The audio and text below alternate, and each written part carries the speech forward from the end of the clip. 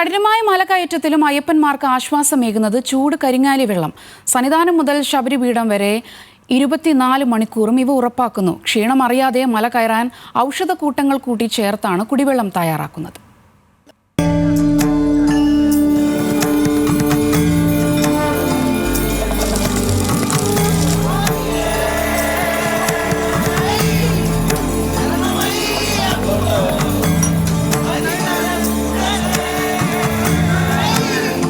പരീക്ഷണം തന്നെയാണ് കഠിനമായ നീലിമല കയറ്റം.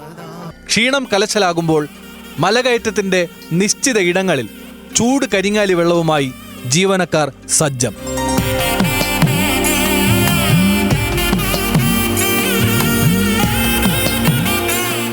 (2023) മുതലാണ് ദേവസ്വം ബോർഡ് ഭക്തർക്കായി 24 മണിക്കൂറും കുടിവെള്ളം ലഭിക്കുന്ന പൈപ്പുകൾ പമ്പ മുതൽ സന്നിധാനം വരെ സജ്ജമാക്കിയത്. ചുക്ക് രാമച്ചം പതിമുഖം ഇത് മൂന്നെണ്ണായി ചേർക്കുന്നത്. ചുക്കും പതിമുഖവും 1.25 കിലോ വെച്ചും രാമച്ചം 620 ഗ്രാം വെച്ചും. ഓരോ മണിക്കൂർ വെള്ളം തിളച്ച് മാറ്റി കഴിയുമ്പോൾ ഓരോന്നും കെട്ടിയിട്ടങ്ങനെ മാറ്റി പുതിയത് മാറ്റി തൊട്ടി. ഇത് തുടക്കമെന്ന് പറഞ്ഞാൽ 5000 ലിറ്റർ ടാങ്ക് രണ്ടു. അതിൽ ഞങ്ങൾ വെള്ളം അടിച്ച് തിളപ്പിച്ച് ശബരിപീഠം മരക്കൂട്ടം നടപ്പന്തൽ എന്നാൽ ഇതിലോട്ട് അടിച്ചിട്ടിട്ട് ഓരോ വാൽവടി തുറന്ന് വിടുന്ന ഇവിടുത്തെ ഇവിടെ ചെയ്യുന്നത്. വെള്ളത്തിന് നമ്മൾ ഇതുവരെ ഒന്നും ഒരു ബുദ്ധിമുട്ടും വരുത്തിയിട്ടില്ല. അവർ പിന്നെ സന്തോഷത്തോടെ കുടിച്ച് പോകുന്നുണ്ട്. മറ്റു കുഴപ്പമൊന്നുമില്ല. ഇതുവരെ ഒരു തടസ്സങ്ങൾ ഇതുവരെ വന്നിട്ടില്ല. അവരെല്ലാം നല്ല ഹാപ്പിയായിട്ട് അവർ പോകുന്നു.